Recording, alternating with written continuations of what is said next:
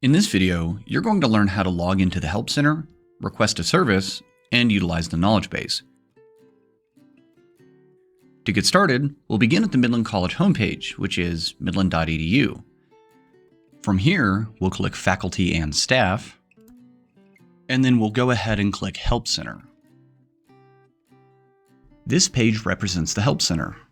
The Help Center provides two overarching resources: Request a Service, where you can ask for IT or maintenance and facilities help, and Knowledge Base, where you can search articles for information or answers to questions. First, let's look at Request a Service, where we can go ahead and click here.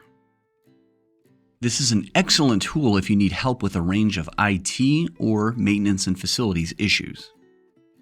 Let's say you need to connect to a printer. To get help, we'll click Information Technology, and then here, and then Printer. And in our case, we'll go ahead and click Network Printer. Then you would simply fill out the fields and then click Submit. Let's say you have a maintenance and facilities request, such as your keycard is not opening a room that it should be. To get help, we'll click Request a Service. We'll then click Keycards, Access, and Locks, Electronic Door Lock Problem, and then Report a Problem. We'll fill out the fields and then click Submit. It's also important to note that for any request you submit under Request a Service, you can check the status of your request by clicking View My Requests. The second major resource that the Help Center offers is the Knowledge Base. But what exactly is a knowledge base?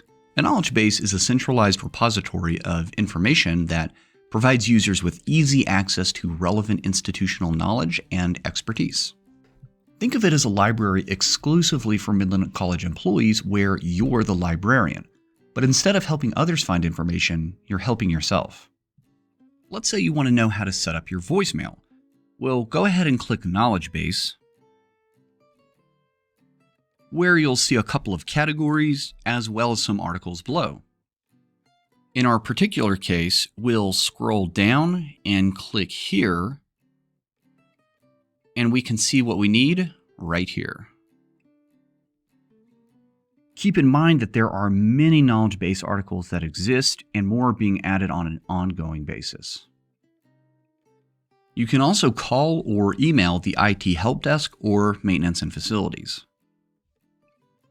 And there you have it. You now know how to log into the Help Center, request a service, and utilize the knowledge base.